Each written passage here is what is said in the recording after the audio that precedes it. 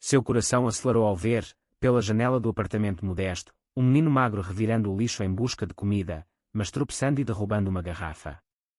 Sem pensar duas vezes, o chefe de 35 anos desceu as escadas correndo, impulsionado por uma compaixão que ele mesmo não entendia completamente, e ofereceu ao garoto uma refeição quente que mudou o curso de suas vidas para sempre. O menino, Miguel, tinha apenas 14 anos, olhos castanhos cheios de desconfiança e um corpo marcado pela fome das ruas. Ele havia fugido de casa em Porto, após brigas constantes com o pai alcoólatra que o espancava por qualquer motivo. João, que trabalhava no pequeno restaurante Sabores do Tejo, viu nele um reflexo de sua própria juventude turbulenta, quando fora expulso de casa aos 18 por se assumir gay. Vem comigo, rapaz. Não vou-te machucar, disse João, estendendo a mão. Miguel hesitou, mas o cheiro de sopa de legumes o convenceu. Aquela noite, no apartamento simples acima do restaurante, João preparou uma refeição improvisada, e pela primeira vez em meses, Miguel comeu até se saciar. Nos dias seguintes, João não pôde ignorar o garoto. Ele o viu rondando a vizinhança, dormindo em portais frios. Contra o conselho de amigos, que o alertavam sobre os riscos, João ofereceu a Miguel um emprego de lavador de pratos no restaurante. É temporário, até você se ajeitar, justificou-se João para si mesmo. Mas no fundo, era mais que isso. João, solteiro e isolado pela sociedade que ainda via sua orientação sexual com suspeita, encontrou no menino uma oportunidade de redimir seu passado solitário. Miguel aceitou, grato, mas cauteloso. Ele não contava a ninguém sobre sua vida anterior, mas João percebia as cicatrizes emocionais, o medo de toques inesperados, a relutância em falar sobre família. À medida que as semanas viravam meses, uma rotina se estabeleceu. João ensinava Miguel não só a lavar pratos, mas a cozinhar pratos simples, como bacalhau à brasa ou pastéis de nata. A cozinha é um refúgio, Miguel. Aqui, você controla o que acontece, dizia João, enquanto misturavam ingredientes. Miguel, aos poucos, se abria. Contou sobre a mãe que morrera cedo, o pai que o culpava por tudo. João escutava, compartilhando pedaços de sua história. Eu também fui jogado fora de casa. Por ser quem sou. Ele não entrava em detalhes sobre sua sexualidade, temendo assustar o menino, mas Miguel intuía algo diferente nele, uma gentileza que contrastava com a rudeza masculina que conhecera. A sociedade lisboeta, conservadora em muitos aspectos, começava a sussurrar. Vizinhos comentavam, o que um homem solteiro como João faz com um garoto de rua? Amigos de João, como o barman Tiago, o alertavam, cuidado, as pessoas vão achar coisas erradas. Você já tem fama suficiente por ser. Você sabe. João ignorava, focado em ajudar Miguel. Mas internamente, lutava com dúvidas, estaria ele projetando suas frustrações no garoto? E se isso o colocasse em risco? A pressão familiar de João, embora distante, sua mãe em Coimbra ainda rezava para que ele mudasse, ecoava em sua mente. Miguel, por sua vez, enfrentava seus demónios. Na escola noturna que João matriculou, ele sofria bullying por ser o adotado do chefe gay. As palavras cortavam fundo, plantando sementes de confusão sobre sua própria identidade. Ele admirava João, via nele um pai substituto, mas as fofocas o faziam questionar, porque João era sozinho. Porque não tinha família. Uma noite, após um dia exaustivo, Miguel perguntou diretamente, João, por que você não tem namorada? João pausou, o coração apertado. Porque eu gosto de homens, Miguel. Mas isso não muda quem eu sou como pessoa. O silêncio que se seguiu foi tenso, mas Miguel assentiu, tudo bem. Você é bom para mim. Essa revelação fortaleceu o laço, mas também trouxe conflitos. Miguel começou a defender João nas ruas, brigando com garotos que zombavam. Uma briga feia resultou em Miguel voltando para casa com o rosto inchado. João, furioso e preocupado, o repreendeu, não vale a pena, rapaz. As pessoas vão odiar o que não entendem. Mas Miguel rebateu, e se eu for como você? E se eu não quiser meninas? João gelou. Aos 15 anos agora, Miguel estava descobrindo-se. João orientou com cuidado, seja quem você é, mas saiba que o mundo não é gentil com gente como nós. A família de Miguel reapareceu inesperadamente. Seu pai, sóbrio por milagre, veio a Lisboa procurando o filho, alegando arrependimento. Ele é meu sangue, gritou o homem na porta do restaurante. João interveio, defendendo Miguel, você o abandonou. Agora ele tem uma vida aqui. A cena atraiu olhares, e a polícia foi chamada. Miguel, dividido, chorou nos braços de João, eu não quero voltar. João lutou legalmente, obtendo guarda temporária com a ajuda de um advogado amigo. Mas o processo esgotou emocionalmente, questionando se estava certo a interferir. Anos se passaram. Miguel cresceu, terminou o ensino médio, ajudava no restaurante como sous-chefe. Aos 18, ele se assumiu gay para João, que o abraçou, estou orgulhoso de você. Mas a sociedade portuguesa, apesar de progressos, ainda impunha barreiras. Miguel namorou escondido, sofrendo rejeições. João via nele seu espelho, e isso machucava. Não cometa meus erros, aconselhava. Mas Miguel, rebelde, queria viver abertamente. Uma traição veio de onde menos esperavam. Tiago, o amigo de João, espalhou rumores de que João corrompera Miguel para ganhar favores no bairro. O restaurante sofreu boicotes. João confrontou Tiago, por quê? Eu confiava em você. Tiago, envergonhado, admitiu inveja, você tem uma família agora. Eu não. A dor da traição abalou João, mas fortaleceu o laço com Miguel. Com o tempo, Miguel decidiu estudar culinária na prestigiada Escola de Hotelaria em Lisboa. João, orgulhoso, pagou as mensalidades com economias suadas. Vá conquistar o mundo, rapaz, disse ele, escondendo a tristeza de vê-lo partir. Miguel se destacou, ganhando bolsas e estágios em hotéis de luxo no Algarve. Mas a distância trouxe novos desafios. Longe de João, Miguel enfrentou a solidão de ser gay em um ambiente competitivo, onde colegas o isolavam por ser diferente. Ele ligava para João nas noites difíceis, às vezes acho que não aguento. João respondia, lembre-se de onde veio. Você é forte. Enquanto isso, João lidava com sua própria vida estagnada. Aos 40 anos, o restaurante mal se sustentava, e sua saúde vacilava com o stress. Ele namorou esporadicamente, mas relacionamentos falhavam por medo de compromisso, e quando o abandono familiar. Sua mãe ligava ocasionalmente, implorando, volte para Deus, filho. Case com uma mulher boa. João desligava, amargo. Miguel era sua âncora, mas agora independente, visitava menos. Uma reviravolta veio quando Miguel, aos 22, conseguiu um emprego em um resort 5 estrelas em Cascais. Lá, ele conheceu Ricardo, um gerente rico, também gay, mas de família conservadora. O romance floresceu em segredo. Miguel contou a João, ele é incrível, mas sua família não sabe. João advertiu, seja cauteloso. Famílias como essa podem destruir tudo. Miguel ignorou, apaixonado. A pressão social aumentou. Ricardo, pressionado pelos pais para casar e herdar o negócio familiar, propôs a Miguel uma vida dupla, podemos ser discretos. Miguel, conflituoso, aceitou inicialmente, mas o segredo corroía. Ele visitou João, desabafando, eu o amo, mas esconder-me mata. João, recordando sua juventude, disse, não sacrifique sua alma por amor. Eu fiz isso e paguei caro. Miguel rebateu, você vive sozinho por medo. Eu não quero isso. O conflito escalou quando a família de Ricardo descobriu. Seu pai, um empresário influente, confrontou Miguel, você é uma aberração. Saia da vida do meu filho.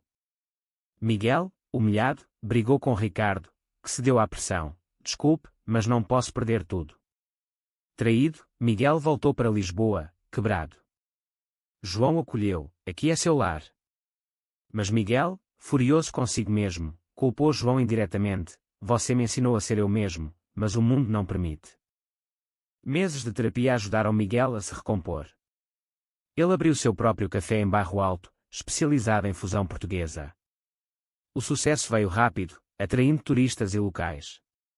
João, vendo o pupilo prosperar, sentiu uma mistura de orgulho e vazio. Você não precisa mais de mim, disse uma vez. Miguel negou, você é minha família. Mas novas tensões surgiram. Miguel, agora 25, começou a namorar abertamente, desafiando a sociedade. Uma campanha online contra seu café, alegando promoção de imoralidade, o abalou. João defendeu publicamente: meu filho adotivo é um homem bom. A mídia pegou a história, expondo a vida de João. Sua mãe, horrorizada, cortou contato definitivo: você arruinou outra vida. João entrou em depressão, questionando suas escolhas. E se eu tivesse deixado ele na rua? Ele estaria melhor. Miguel o confrontou: você me salvou. Mas agora preciso que você lute por si mesmo. Isso despertou João, que se juntou a grupos de apoio LGBT em Lisboa. Anos depois, aos 30, Miguel se tornou um chefe renomado, convidado para eventos internacionais. Ele reconectou com Ricardo, que havia se assumido após uma crise familiar. Eu mudei, disse Ricardo. Miguel, cauteloso, deu uma chance. O relacionamento amadureceu, mas com cicatrizes. João, aos 50, vendeu o restaurante e se aposentou, vivendo modestamente. Ele via Miguel raramente, mas com afeto. Uma carta chegou, um convite para o casamento de Miguel e Ricardo, em um palácio luxuoso em Sintra. João chorou de alegria, mas pressentiu algo mais. No dia do casamento, o palácio em Sintra reluzia sob o sol português, com jardins floridos e convidados elegantes. João chegou cedo, vestindo seu melhor terno, o coração batendo forte. Ele não via Miguel há meses, ocupado com preparativos. Ricardo o cumprimentou calorosamente: obrigado por tudo que fez por ele. João sorriu, mas notou a tensão nos olhos de Miguel ao se aproximar. A cerimônia foi bela, com votos emocionados. Miguel, radiante, trocou alianças com Ricardo. Mas durante a recepção, Miguel puxou João para um canto privado. Preciso te contar algo, disse, a voz trêmula. João franziu a testa: o que há, rapaz? Miguel respirou fundo: lembra quando eu fugi de casa? Meu pai não era só alcoólatra. Ele me contou, anos depois, que eu não era filho dele. Minha mãe teve um caso com você, João. O choque paralisou João. Memórias inundaram. Uma noite em Porto, 30 anos antes, quando jovem, ele tivera um breve romance com uma mulher, tentando negar sua sexualidade. Não pode ser, murmurou João. Miguel mostrou um teste de DNA. Eu fiz secretamente. Você é meu pai biológico. João cambaleou, o mundo girando. Por que não me disse antes? Miguel explicou: eu descobri há pouco. Tive medo de te perder como mentor, como amigo. A revelação abalou João. Ele havia criado seu próprio filho sem saber, guiado por instinto. Mas agora, questões éticas surgiam, fora certo esconder. Miguel, gay como ele, carregava o peso de uma herança complicada. Isso muda tudo? Perguntou Miguel. João, lágrimas nos olhos, abraçou-o: não. Você sempre foi meu filho. Mas o segredo vazou. Durante o brinde, Ricardo, acidentalmente, mencionou em conversa com convidados. Rumores se espalharam: o chefe gay é pai do noivo. A família de Ricardo, já relutante com o casamento gay, explodiu. O pai de Ricardo confrontou Miguel: isso é incesto. Que escândalo! Miguel defendeu: não é. Ele me criou sem saber. Mas o dano estava feito. Convidados saíram cedo, a mídia sensacionalista pegou a história. João, devastado, isolou-se. Eu causei isso, pensou. Sua orientação sexual, agora entrelaçada com a paternidade, alimentava tabloides: pai gay abandona filho na juventude. Ele questionava, fora egoísta em sua juventude, negando sua identidade e gerando uma criança. Miguel o visitou: não foi sua culpa. Mas precisamos enfrentar juntos. A sociedade reagiu dividida. Grupos LGBT apoiaram, vendo uma história de redenção. Conservadores atacaram, prova que a homossexualidade destrói famílias. Miguel perdeu contratos, seu café sofreu. Ricardo, leal, ficou ao lado: eu te amo, independentemente. João, em terapia, confrontou seu passado. Ele escreveu uma carta à mãe: eu sou gay, e sou pai. Aceita ou perca nós dois?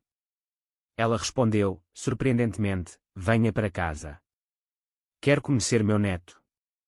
Uma reconciliação tênue começou. Miguel, fortalecido, usou a plataforma para advogar por direitos LGBT. Minha história mostra que amor não tem rótulos.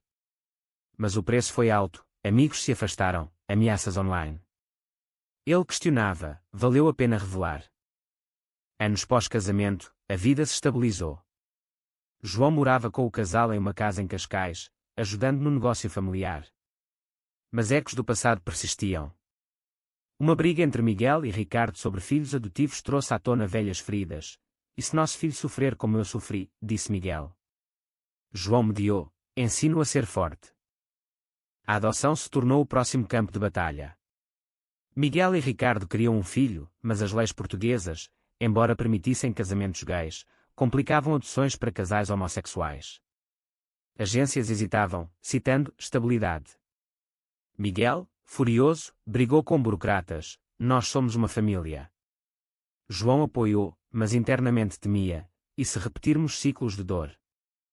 Durante o processo, um escândalo surgiu. Um ex-namorado de Ricardo vazou mensagens antigas, alegando infidelidade. A mídia reviveu a história da paternidade de João, família disfuncional quer adotar. Miguel confrontou Ricardo, você me traiu. Ricardo negou, mas a dúvida plantada abalou o casamento. Eu errei no passado, mas mudei, implorou Ricardo. Miguel, traído novamente, considerou divórcio. João interveio, não jogue fora por medo. Eu vivi assim e me arrependo. Miguel, conflituoso, perdoou, mas o casamento entrou em terapia. A adoção foi negada inicialmente, citando instabilidade. Miguel desabafou com João, a sociedade nos odeia. Por que lutar? João respondeu, porque desistir é deixar eles vencerem. Uma reviravolta veio de ativistas. A história ganhou tração internacional, pressionando o governo. Após apelos, a adoção foi aprovada. Eles adotaram uma menina órfã, Ana, de 5 anos. A alegria foi imensa, mas trouxe novos medos. Ana sofria bullying na escola, seus pais são esquisitos. Miguel a protegia, eles te amam, e isso basta. João, avô agora, via em Ana uma chance de redenção. Ele cozinhava com ela, ensinando lições de vida, seja gentil, mas forte. Mas sua saúde declinava, um diagnóstico de coração o abalou. Não quero deixar vocês, confidenciou a Miguel. Miguel chorou, você nos deu tudo. A família de Ricardo, reconciliada parcialmente, ajudou financeiramente. Mas tensões persistiam. O pai de Ricardo pressionava, queria menina normal. Ricardo rebateu, ela será quem quiser. Isso fortaleceu o laço. Miguel expandiu o negócio, abrindo filiais. Sucesso trouxe inveja, um concorrente sabotou, espalhando rumores de fraude. Miguel lutou legalmente, vencendo, mas exausto. O preço da visibilidade é alto, disse a João. Em uma noite reflexiva, João e Miguel conversaram sobre escolhas. Se eu soubesse que era seu pai, teria mudado algo, perguntou João. Miguel, talvez não. Mas o segredo nos machucou. Eles concordaram, honestidade acima de tudo. Com Ana crescendo, novos conflitos emergiram. Aos 10 anos, ela questionava, por que tenho 2 pais?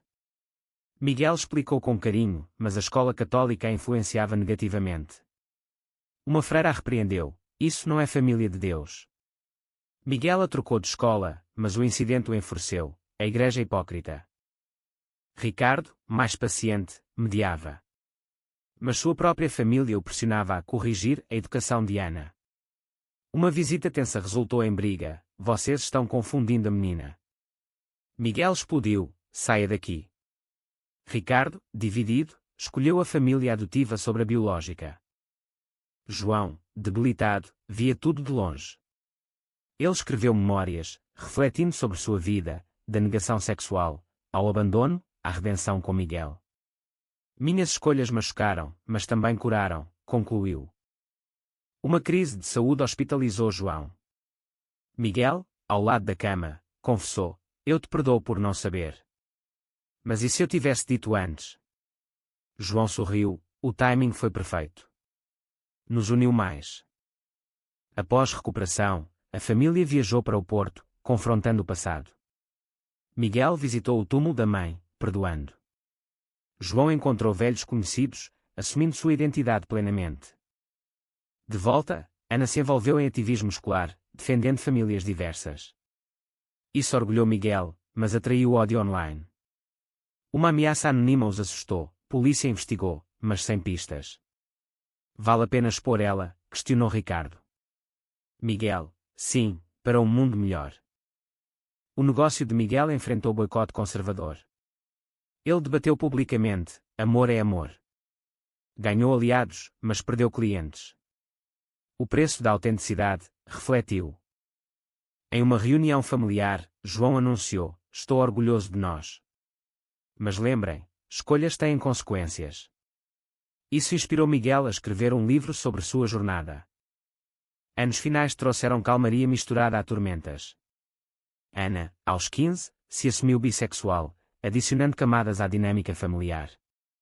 Miguel a apoiou: seja você. Mas sociedade ainda julgava: filha de gays, o que esperar?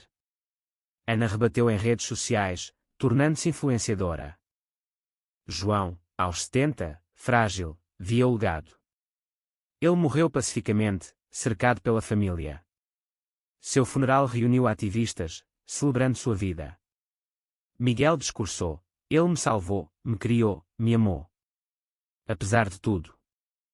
Pós-morte, revelações surgiram.